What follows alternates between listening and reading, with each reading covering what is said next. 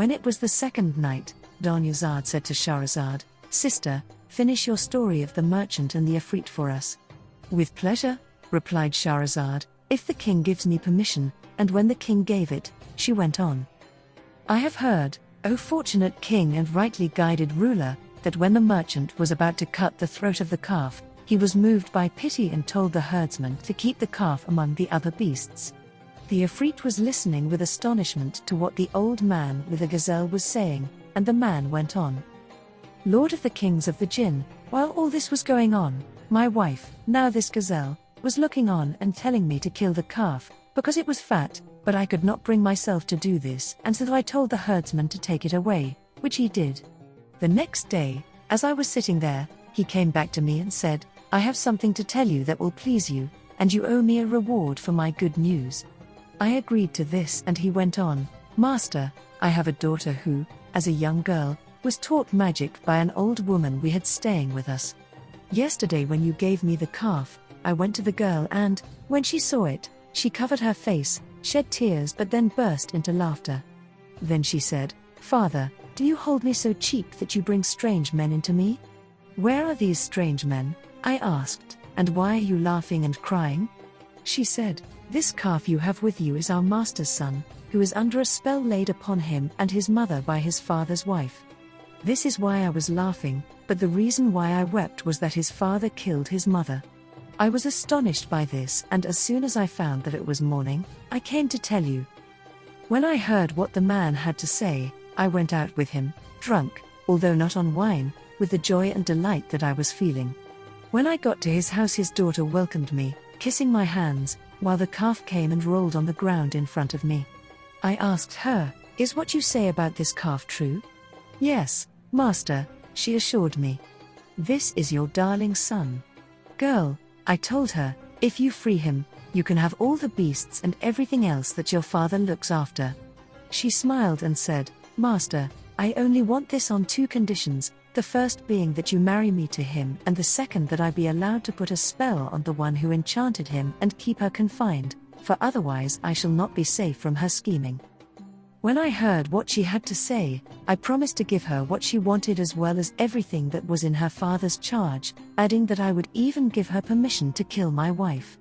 At that, she took a bowl, filled it with water and recited a spell over it, after which she sprinkled the water over the calf, saying, "If you are a calf and this is how Almighty God created you, stay in this shape and don't change, but if you are under a spell, then return to your original shape with the permission of Almighty God."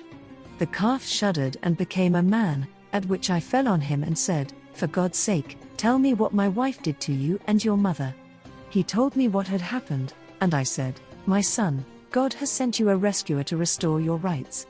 I then married the herdsman's daughter to him, and she transformed my wife into this gazelle, saying, "This is a beautiful shape and not a brutish one, repellent to the sight."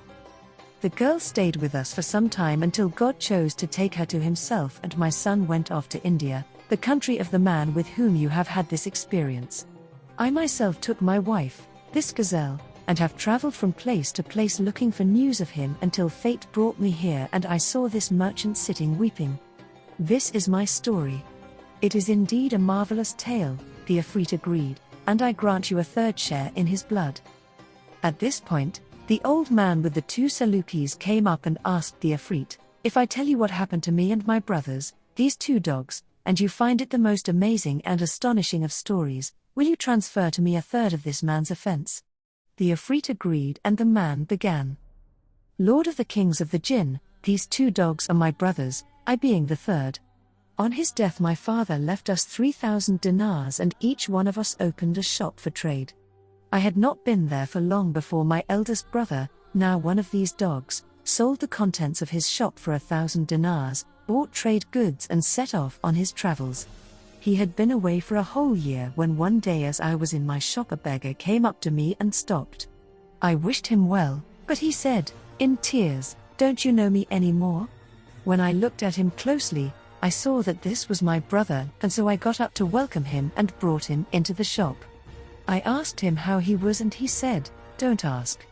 My wealth has gone and my circumstances have changed.' I took him to the baths, gave him some of my own clothes and then brought him back home.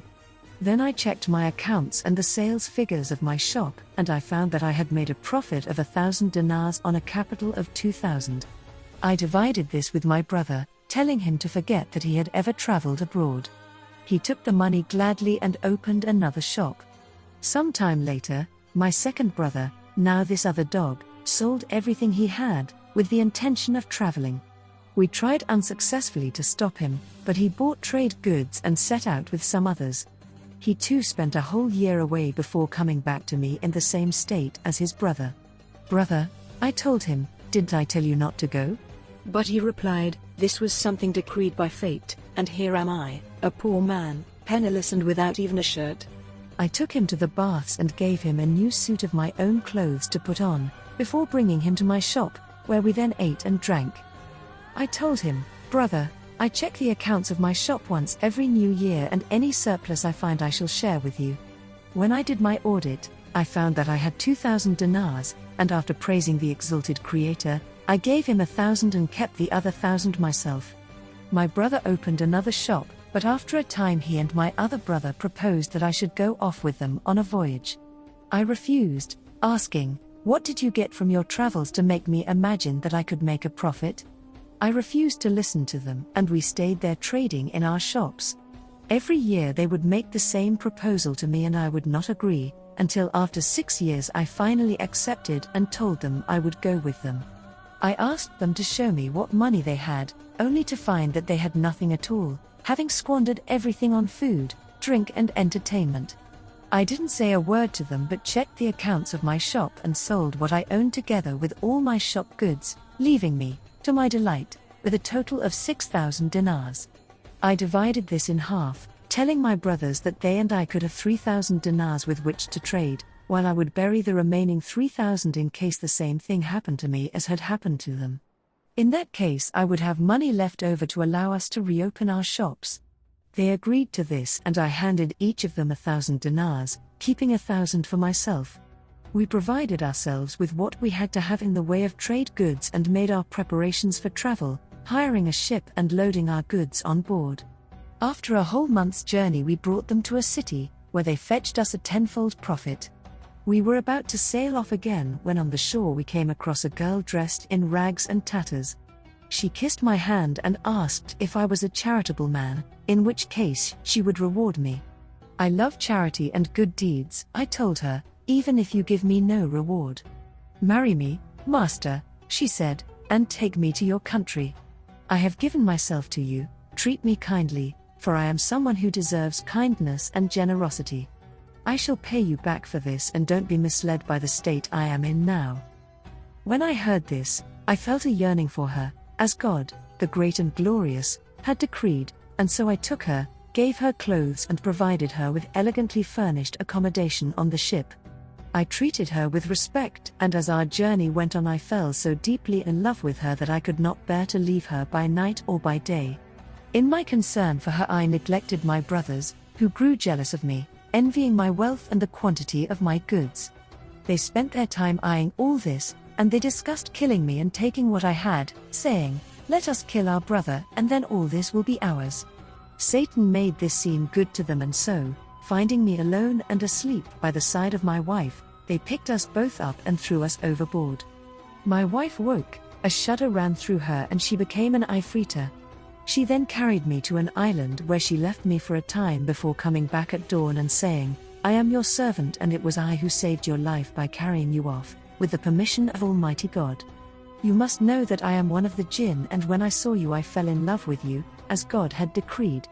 For I believe in him and in his apostle, may God bless him and give him peace. I came to you wearing rags, as you saw, but you married me and now I have saved you from drowning. I am angry with your brothers and will have to kill them."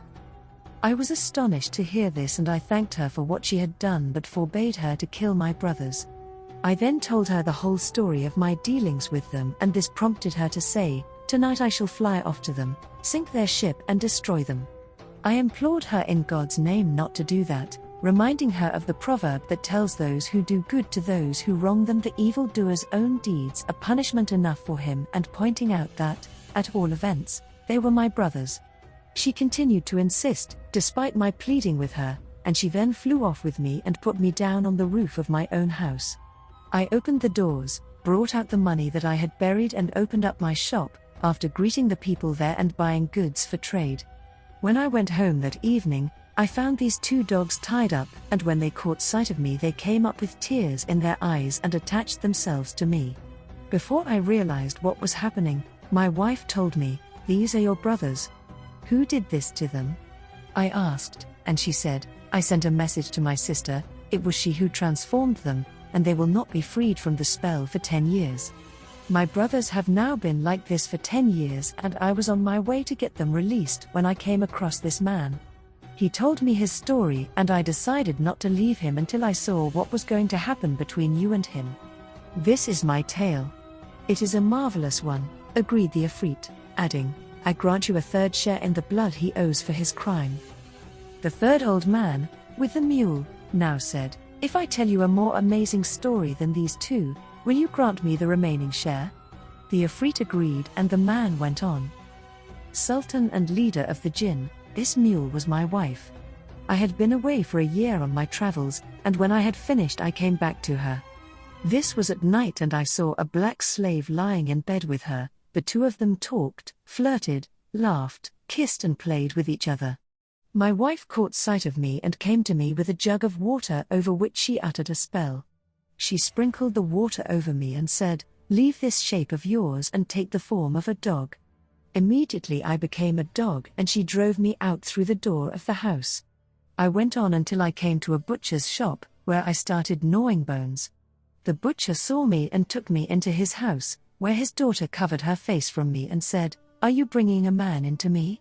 'Where is there a man?' asked her father, and she said, 'This dog is a man over whom his wife has cast a spell, but I can free him from it.' 'Do that, for God's sake,' said her father, and she took a jug of water, spoke some words over it, and sprinkled some of it on me. 'Go back to your original shape,' she said, and that is what I did. I kissed the girl's hand and said, 'I would like you to use your magic to do to my wife what she did to me.'